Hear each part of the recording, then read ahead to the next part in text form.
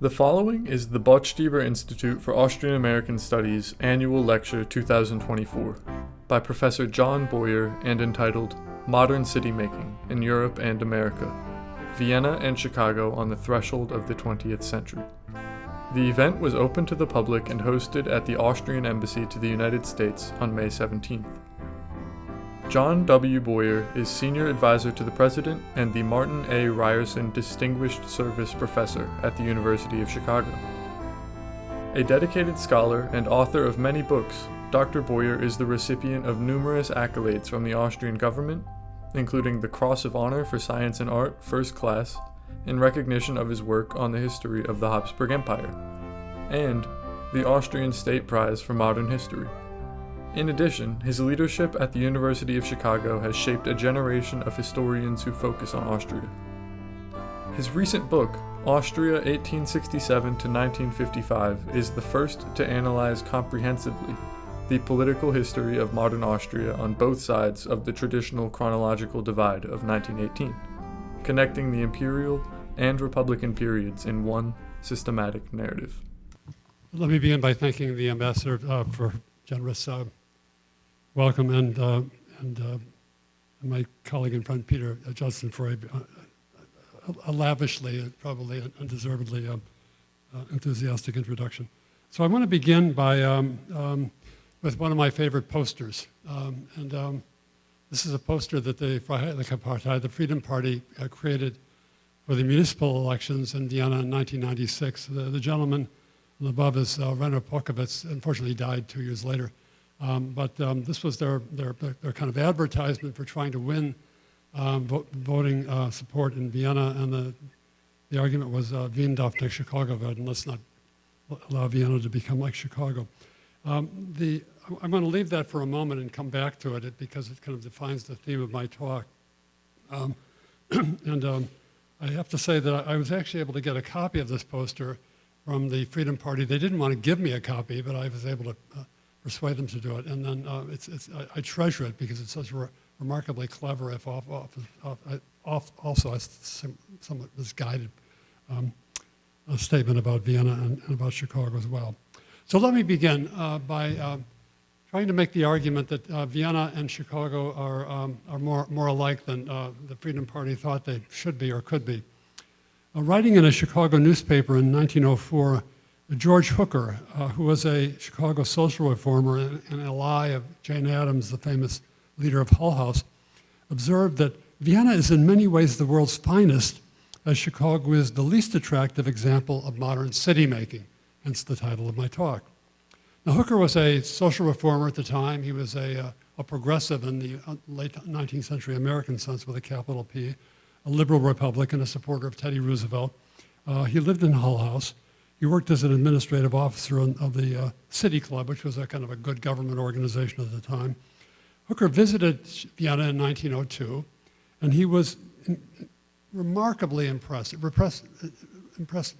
the remarkable progress of the city in administrative efficiency and modern city planning, so much so that he writes later that Vienna embarked on a, quote, bold progress or policy of reconstruction, embellishment, and expansion over the course of the last half of the 19th century that Chicago would do well to emulate. And without going into too much detail about Hooker's life, he then writes a series of pamphlets basically advocating that Vienna should become like Chicago, not that that Chicago should become like Vienna. And this was a broader theme that was paralleled by many other folks in Chicago and the nation as well. There is an excellent book which I commend to you by my colleague at Princeton, Daniel Rogers, called Atlantic Crossings. And Rogers discussed many such interactions between urban planners in late 19th century America wanting to become like Europeans. And the city of Chicago was filled with people who wanted to become like Europeans. The most famous example probably is the Burnham Plan of 1909, which is this extraordinary utopian vision of Chicago converted into a kind of Baron Haussmann's Paris with the great boulevards and so forth, but also having the Ringstrasse as a prominent location of admiration and emulation. And if you look at the Burnham Plan, the text of the Burnham Plan, it was very complicated and big volume. It's filled with not only images of Paris, but also images of Vienna. And so Vienna becomes a kind of source for the utopian dreams of American city planners wanting to make their city efficient, not simply beautiful, but efficient and modern, as Peter Judson was just alluding to, and thus transform American urban civilization. And this admiration for Europe went far beyond copying Parisian boulevards or Viennese transits. One of the big issues there was public utilities. Lueger municipalized public utilities, and this was much admired by people in Chicago. But also, on the cultural front, this is a picture of the main library of the University of Chicago. I promised Peter I would show a picture of the University of Chicago.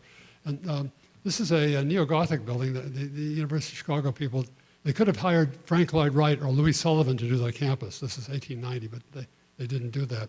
They hired a neo-Gothic architect. But this is a picture of the main library. But what they did do is coat the facade of the library with the symbols of other great universities, so that if you put Vienna or Berlin or Tokyo or London and Paris on the facade, it would mean that we were like them. And just to the tower that I'm pointing at is a double eagle of the Austro-Hungarian Empire. And they did this because they wrote to the University of Vienna and asked for its symbol, and the people in Vienna sent the wrong symbol. Instead of their own coat of arms, they sent the imperial coat of arms. And so the University of Chicago, as far as I know, is the only building in the United States that has the double eagle of the Habsburg Empire. Now, I mention all of this because in George Hooker's view, Chicago was not what Vienna had already become. And so his motto was an ironic inversion of the 1990 Freedom Party slogan. Instead of fearing that Vienna would become like Chicago, Hooker and Burnham and the men and women who created my university wanted Chicago to become like Vienna. Now, these rhetorical collisions and juxtapositions are fascinating as conceptual models, but they disguise the fact that these two cities had more in common with each other than such clearinghouse rhetoric might at first blush seem to suggest, and that's the argument I want to make tonight and play with it a little bit. Both Vienna and Chicago had good, but rather different 19th centuries, but for each the 20th century proved to be harsher, more dispirited, and I would say more utopian. I want to focus on three policy areas tonight where the histories of these two cities experience remarkable parallels, what Daniel Rogers charmingly calls transatlantic affinities. And then by way of conclusion, I want to set my discussion in a somewhat broader national context. First, let me begin by talking about party structures, voter alignments, and identities, political identities in Chicago and Vienna. And I want to begin by acknowledging that these two cities had different histories, different pasts, and visitors to each of them around 1900 could easily identify certainly different aesthetic differences. The American social reformer Lincoln Stevens called Chicago in 1904 first in violence, deepest in dirt, loud, lawless, unloving, ill-smelling, irreverent, new, and overgrown gawk of a village, the tough among American cities, a spectacle for the nation.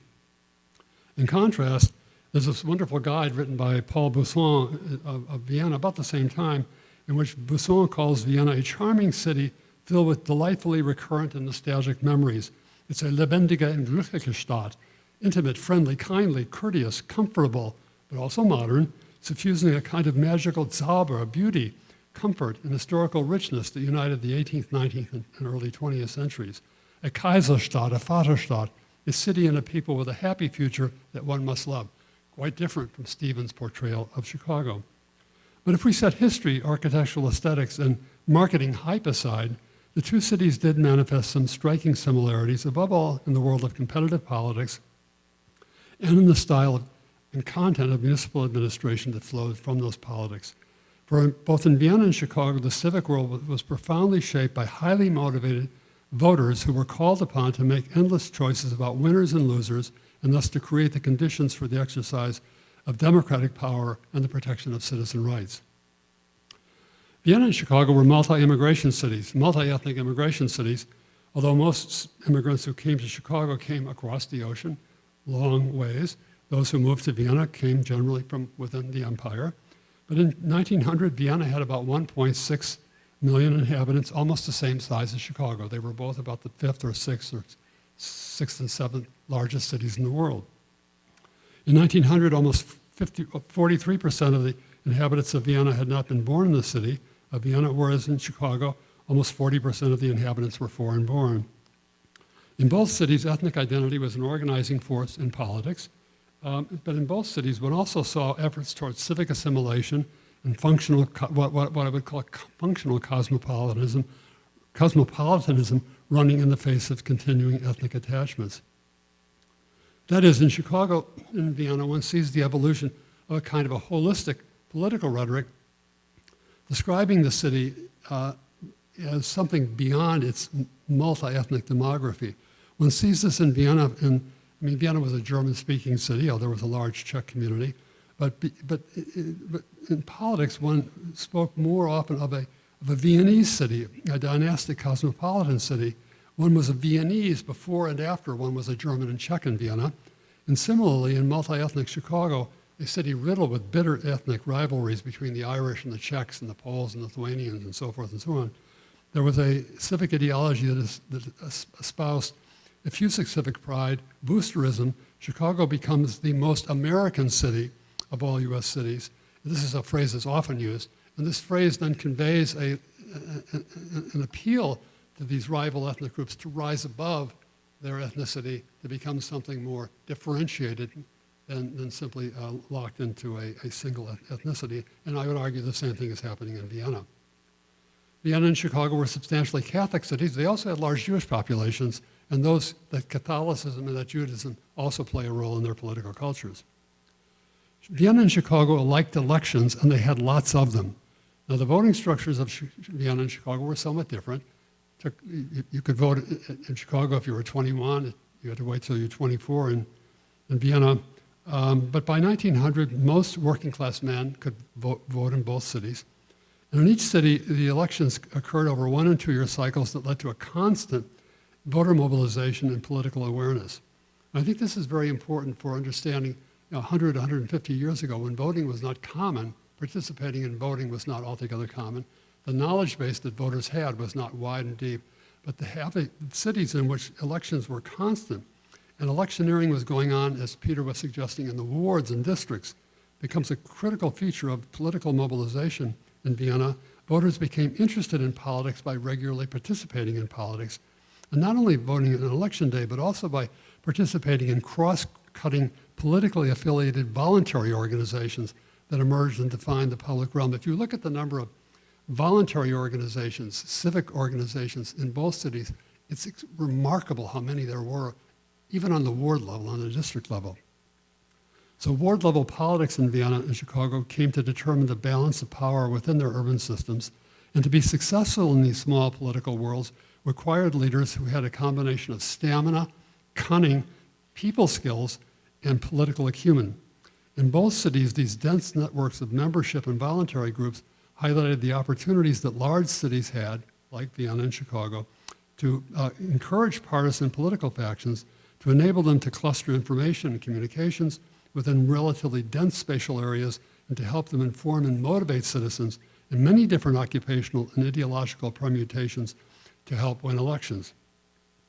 This system of deeply competitive electioneering required constant touch points and a constant provisioning of political goods and services back and forth to the voters. It made necessary that politicians realized that to have mass politics, one needed clientage, one needed patronage systems, one needed to work with sympathetic bureaucrats led by a strong mayor. And the city administration that resulted from this constantly competitive political culture in both cities had uncanny similarities. In both cities, the office of mayor was not seen as a professional city manager, as was frequently the case in German cities at the time, but rather as an object of justifiable and ardent electoral competitions.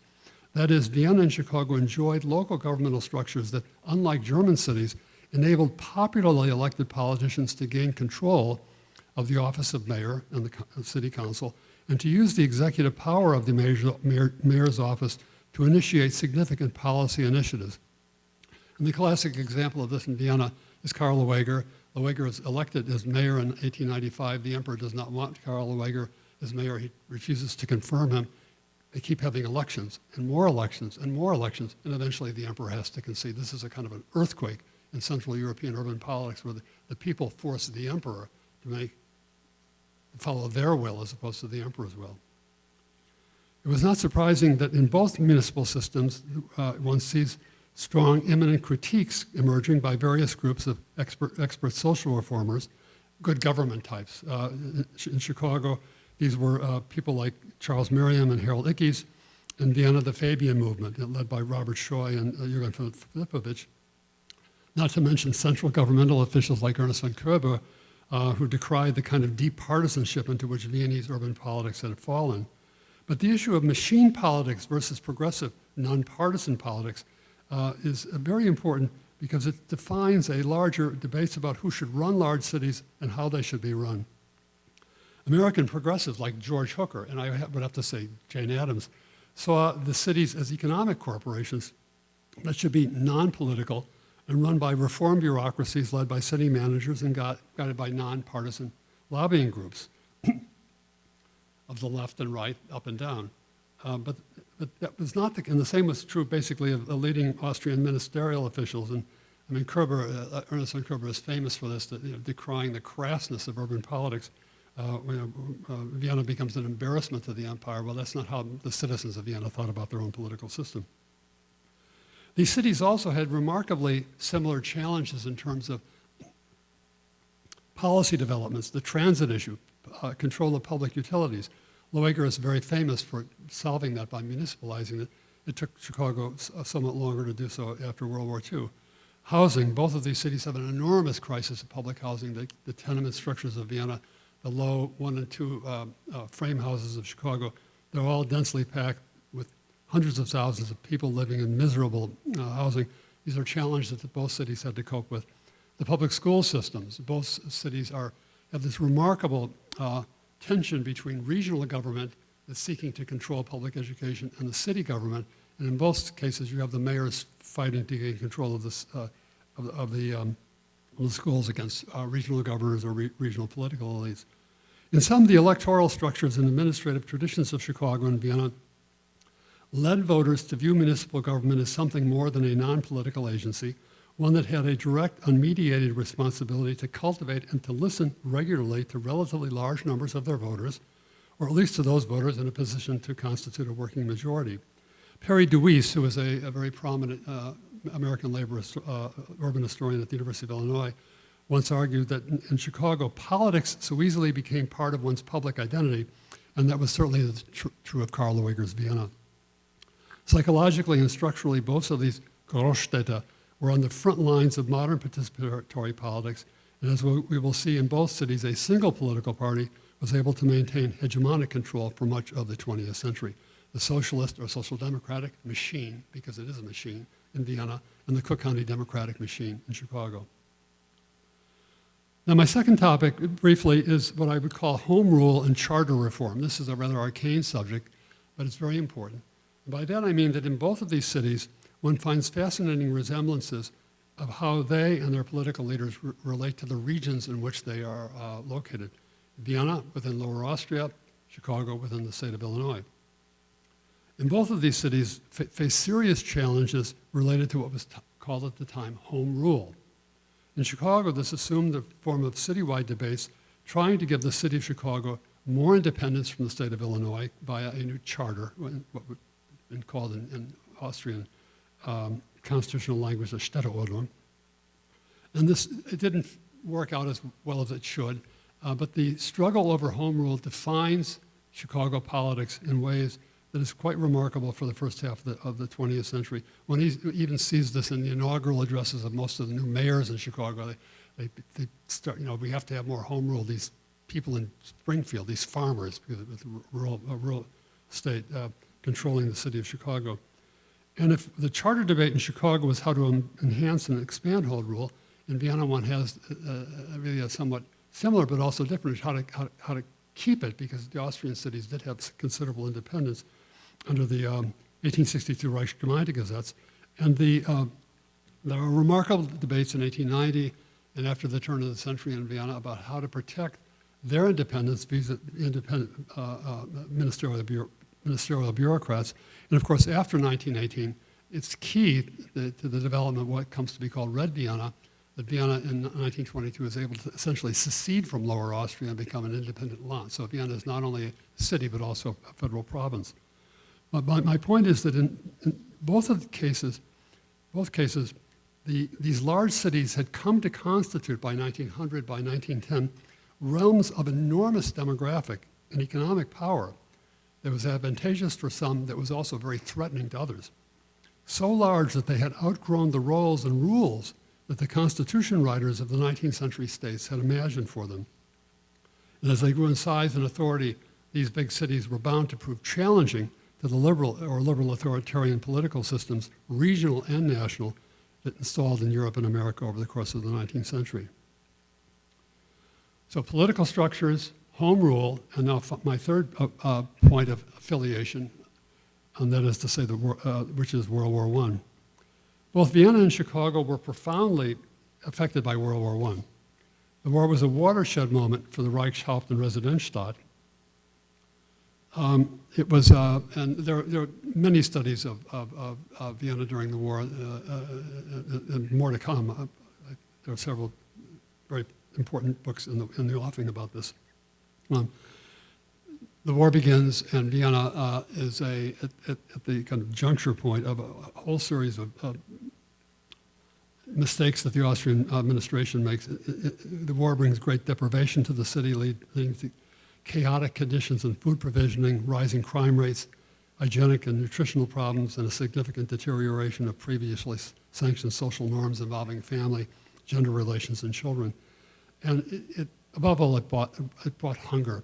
And the picture behind me is a young, well, not young children and presumably their mothers or older siblings standing in line, probably since 3 or 4 in the morning, seeking bread. This is from 1917, 1918. By 1918, you had hundreds of thousands of people literally starving to death in Vienna. The war infused a once cosmopolitan capital with deep fears of foreigners, cascades of rumors, insults, and incivilities, endless denunciations of the Hungarians across the border who were allegedly hoarding the food that the Austrians did not have, and rising levels of popular anti-Semitism, the latter then becoming a permanent fixture of interwar Austrian politics. And when the hostilities finally ground to a halt in early November 1918, Vienna found itself stripped of an empire that had given the city its moral identity for centuries. The war ended in Vienna with a revolution that fundamentally altered the city's future in the 20th century. World War I was thus a fundamental point of change for Vienna, launching it into a tangled morass of economic deprivation, ideological turmoil that extended in one way to 1945 and beyond. Now, Chicago was not as directly mired in the war as Vienna, so Vienna has a terrible war and basically has a terrible peace. Chicago was not directly mired in the Great War, but its citizens did not starve. It was not filled with rebellious soldiers, and its loyalty to the national state was somewhat solid. There were a lot of Irish people and a lot of Germans in Chicago who didn't quite buy into Woodrow Wilson's declaration of war, but still it was more or less loyal. But it too was profoundly affected by the war. First, the war polarized the electorate of Vienna in very complicated ways, leading to landmark elections in 1915 and 1919, bringing a guy by the name of Big Bill Thompson, who's kind of like the Karl Lueger of Chicago, to power. And you have a rise of powerful ethno-political streams based upon eventually patronage and machine politics. So it's a complicated story, but the point is that the political machine that Chicago becomes very famous for, in a sense, is born in World War I. Second, with the migration of tens of thousands of African Americans residing in several southern states to Chicago, the war generated a second major social and political transformation. From 1910 to 1920, the number of blacks living in Chicago increased from 44,000 to almost 110,000 people, and most of this increase came between 1916 and 1918.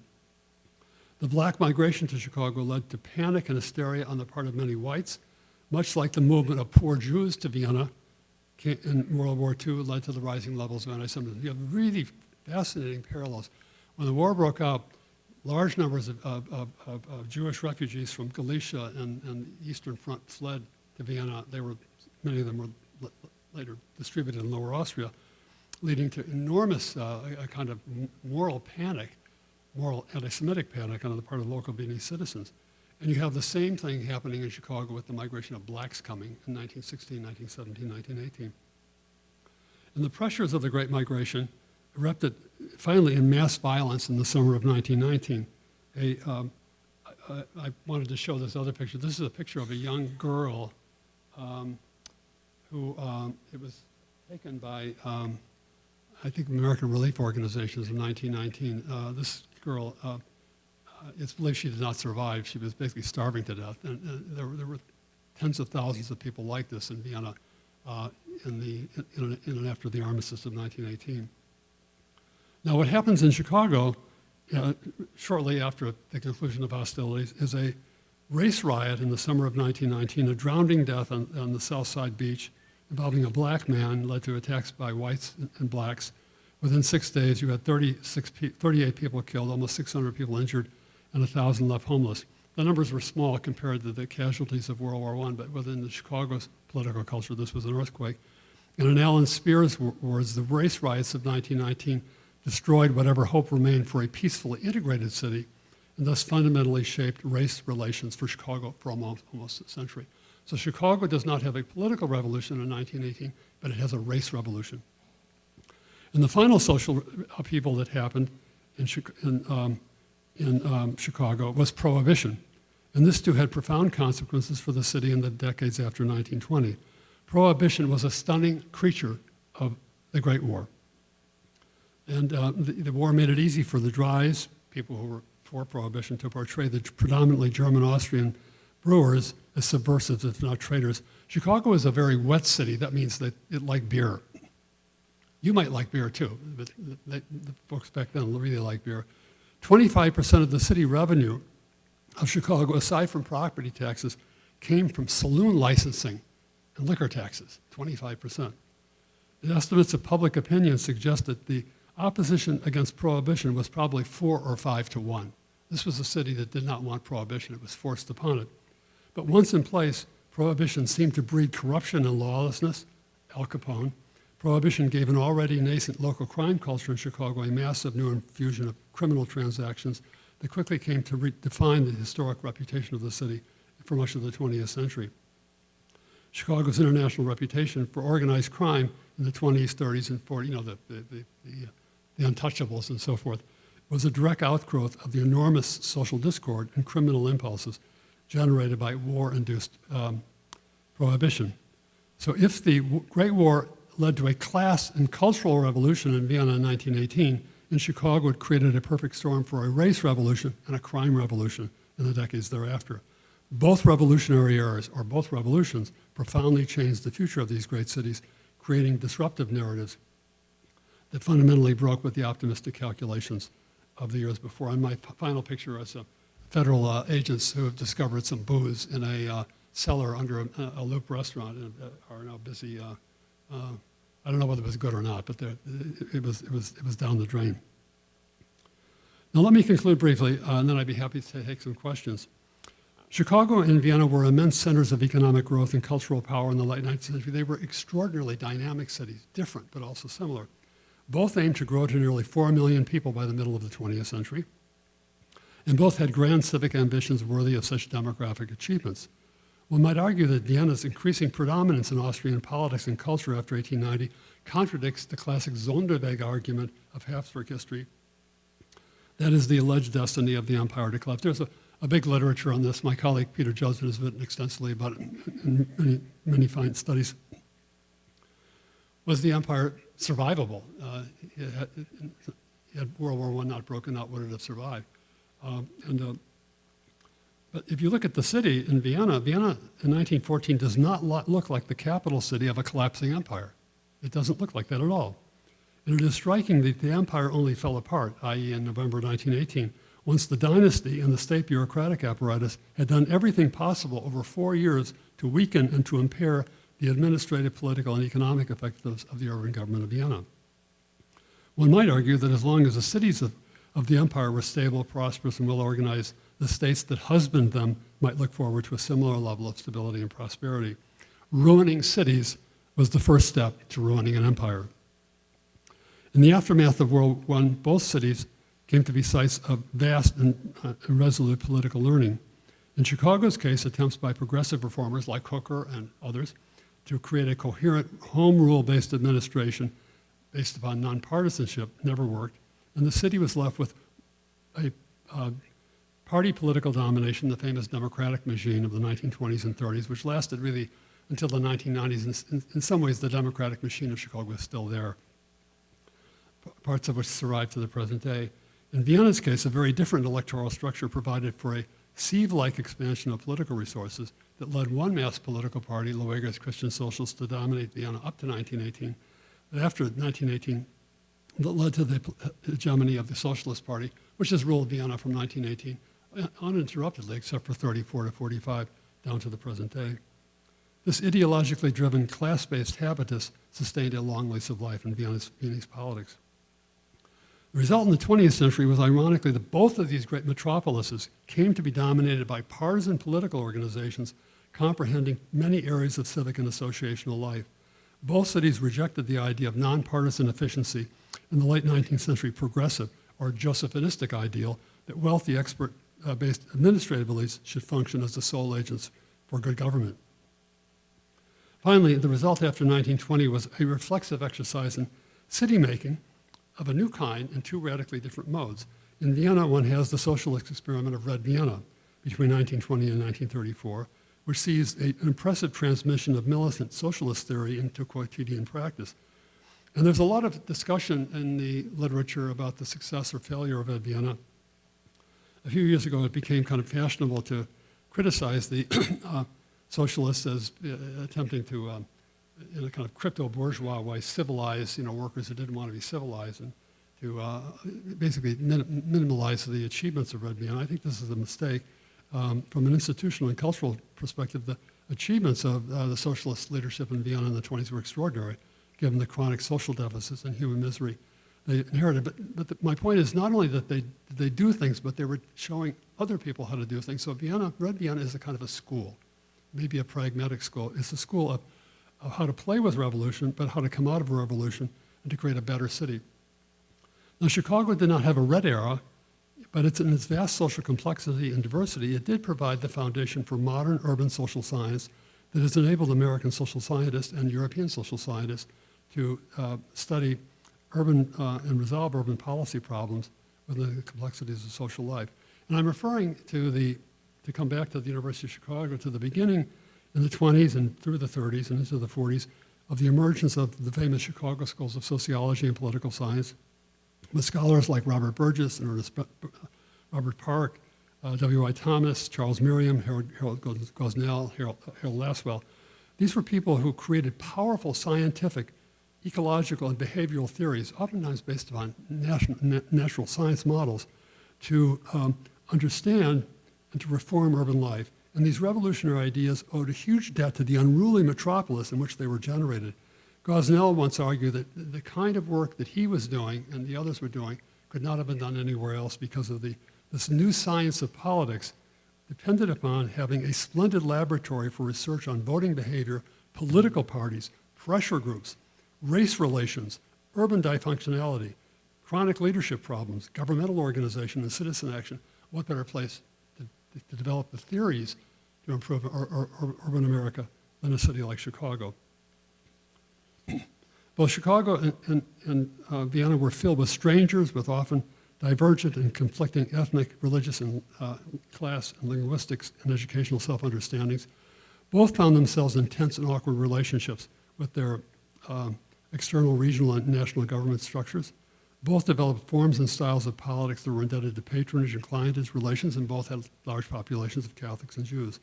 Both were fundamentally changed in some ways, some would argue for the worse, others for the better, by the disruptions and violence of World War I, and both became, in rather different ways, schools of urban planning and reform for the later 20th century, Vienna becoming a mecca of socialist urban theory in action, while Chicago developing a body of scientific theory that enabled future urban planners and managers to comprehend the present and future city through ecological and social scientific principles. Now to conclude, I want to argue that urban Central Europeans, like urban Midwestern Americans, were not necessarily born to democracy. We talk a lot today, we worry a lot today about the fate of democracy in Europe and America. Practical participatory democracy begins in the decades that I'm talking about. It wasn't there in 1848, it certainly wasn't there in 1789. It was there in 1900 and 1910 in Chicago and Vienna.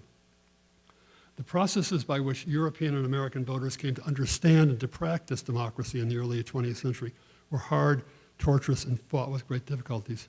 Competitive urban politics, where such politics had real possibilities for structurally meaningful social conflict articulation, was an important step forward, in my judgment, in the learning curve of European and American political voters and in their imaginations. All large cities in Europe and America were potential sites for political freedom from the state, as what Jürgen Habermas once called publics of private people, in which individuals, small groups, public and private associations, and even nascent political movements were able to participate in the slow transformation of political attitudes under which different classes and different ethnic and cultural groups, even different racial groups, could gain civic maturity and the confidence of self-articulation. In our day, great cities remain crucibles of cultural enlightenment, social opportunity, and political pluralism, and their profoundly productive role in the future welfare of our nations should never be underestimated. Vienna and Chicago played these roles dramatically and brilliantly in their home political universes. And it is thus, I think, all the more fitting that over the last century, Chicago and Vienna were much more alike than the warring political agents or opportunistic poster purveyors might want to concede. Wien darf nicht Chicago werden, a clever but deeply provincial and, in my view, misguided view of the world of the great cities. This is a world in which great cities will continue to play a leading role in the stability and hopefully the success of our wider political universe. Thank you very much.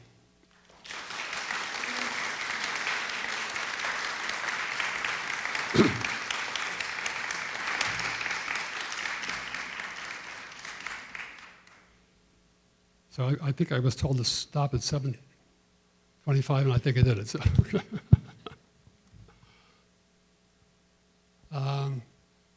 Questions? I think there are questions back there.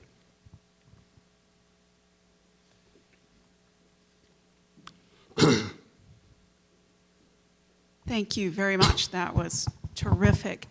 Earlier, gender was mentioned. Would you be willing to elaborate on that? What's interesting is in urban politics, the adult women actually got the vote in Chicago in 1913. And depending upon, there were some restrictions, but actually most women could vote by 1914. And they play a very important role in lobbying, particularly involving public education in the schools. And so in this very dense network of voluntary organizations that I was describing, the women do play, and women, not only women voters, but women political leaders or sub-elite leaders do play roles of advocacy. And also in the Chicago, so since many of the leaders were women, they actually play leadership roles. In Vienna, women get the vote in 1920, actually in 1919. And there it's very controversial, as we know from, because they were able to calculate decision-making in the voting booth, that initially many of the even proletarian women tended to vote for the Christian Socialists as opposed to Social Democrats. This eased off pretty quickly. And so you have both parties, especially because of the demographic imbalance after the war of fewer men coming back. The women's vote, if I could put it in those terms, is a crucial factor in maintaining the hegemony of the Socialist Democratic. We could call it the organization, we could call it the machine. As a Chicagoan, Vienna looks to me like it has a machine, and I mean that in a very complimentary way. But it was very much dependent upon the maintaining loyalty to women, and of course many of these social programs of Red Vienna were oriented to women of different social circumstances. So the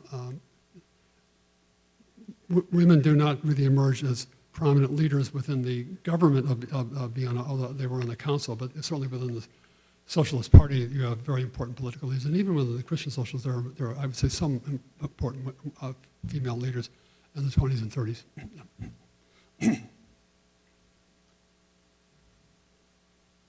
Thank you for your presentation. My question is, in the 19th century, in terms of industrialization and when it started and the pace of industrialization, are they comparable between these two cities? Yeah, thank you.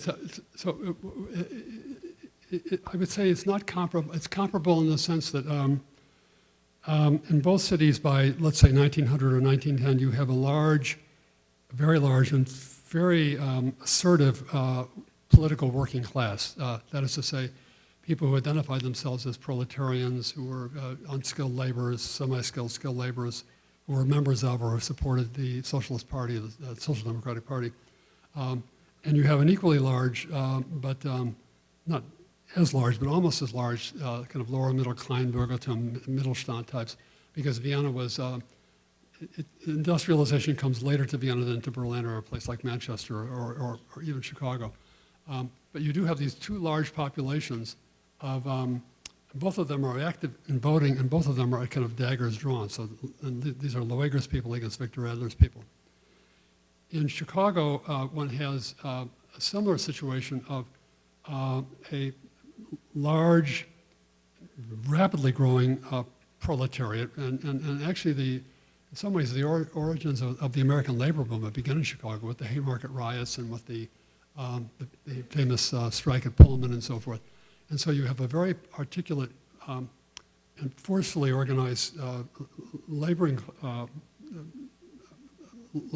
organizations set against a number of organizations which from a European perspective are kind of petty bourgeois or bourgeois ownership organizations, property owners, building owners, and so forth.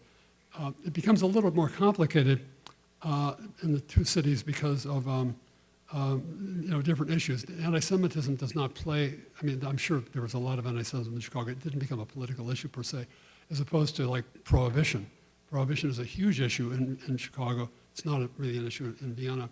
And you also have somewhat different voting structures in the sense that the working class in Vienna, they were enfranchised, but only in what was called the Fourth Curia. There was no way that the working classes could actually vote themselves into power before 1914. And unfortunately for Otto Bauer and Bauer's theories of the socialist utopia, it proved that impossible to vote themselves into power after 1918 as well.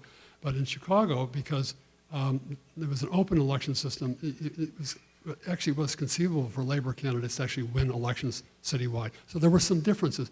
But broadly speaking, these are large cities that have growing proletarian classes based upon industrialization, which was very rapid in Chicago. It's beginning to take hold in Vienna as well. And then a lot of kind of smallholder bourgeoisie, small mom and pop stores for whom these, or small tenement, that were called Hausherren, the Hausbesitzer in Vienna, same class in Chicago, who are become very fearful of this nascent socialist potential. So I think there are many similarities, even though the pace of industrialization is a little different from one city to the other.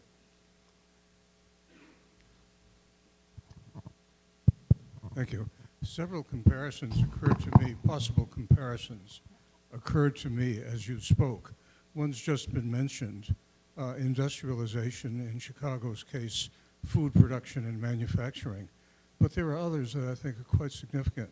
One is public health, dealt with through the infrastructure of sanitation systems, water supply and sewers, and waste disposal. Mm-hmm. Another one is land, the remodeling, reshaping of the land.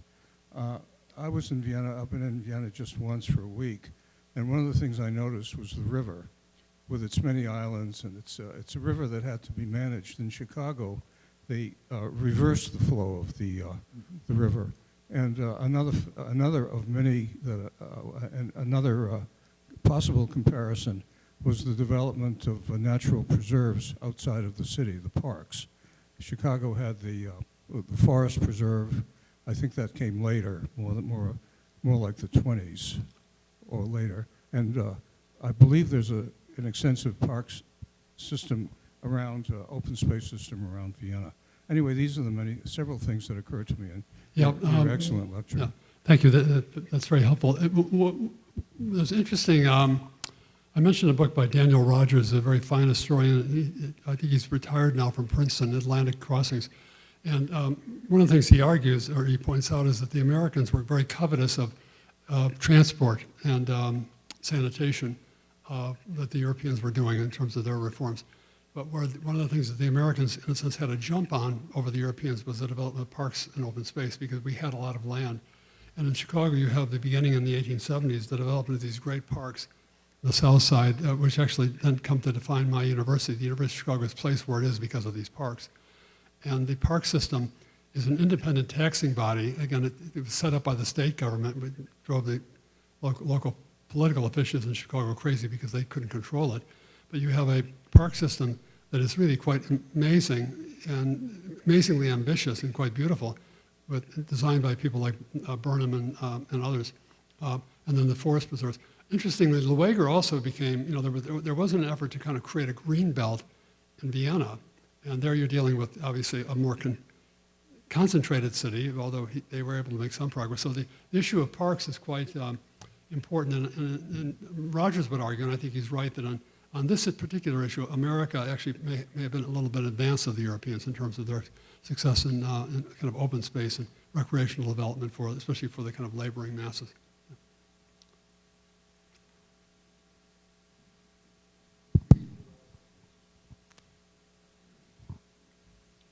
John, thank you very much for this talk and the further comments and the questions.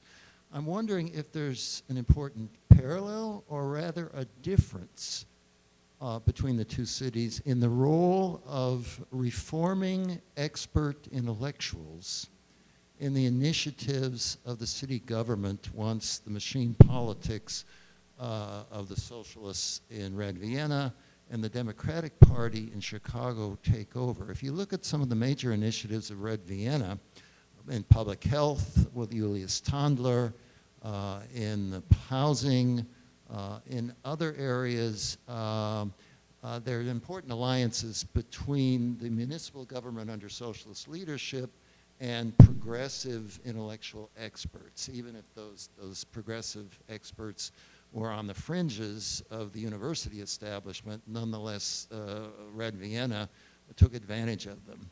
In American national politics, you don't see you have reforming intellectuals, and of course you mentioned the stellar group of people at the University of Chicago at the beginning of the century, but at least in American national politics, as I understand it, intellectual experts don't become prominent really until the New Deal. But in Chicago, in city politics, what's the attitude of the democratic machine toward these intellectual experts back in the 20s or before the Depression? Yeah, okay. That's a very good question. So it's one way of putting it bluntly is like when the professors show up, like what do you do with them?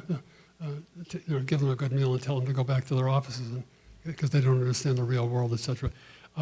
What's interesting happens in Chicago, it's a very complicated story, but it's not that complicated, is that the progressives with a capital P were actually the good government types, the nonpartisan efficiency types. They actually tended to draw upon university expertise because the key here is Charles Merriam. Merriam not only becomes probably the single most important, I think, in the first half of the 20th century, political scientist in the American Academy. He's also a guy who ran for mayor twice in Chicago and almost won the first time.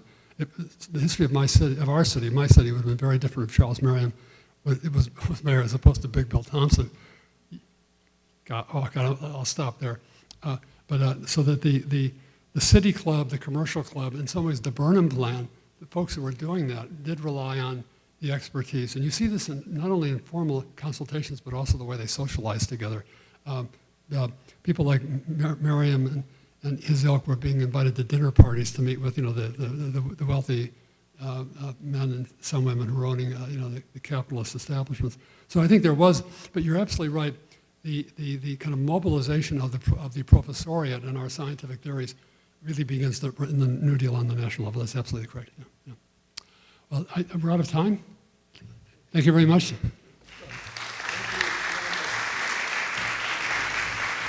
Thank you for listening to the annual Botstiber Lecture 2024. We hope you enjoyed. You can find more from our speaker John Boyer and his work at the link in the description. Please leave a like, subscribe, and follow us on our socials to receive a notification when new uploads arrive. The Botstiber Institute for Austrian-American Studies promotes an understanding of the historic relationship between the United States and Austria, including the lands of the former Habsburg Empire, by awarding grants and fellowships, organizing lectures and conferences, and publishing the Journal of Austrian-American History. We engage with a broader public audience through digital programming, including videos, podcasts, blog posts, and more. Auf Wiedersehen, and see you next time.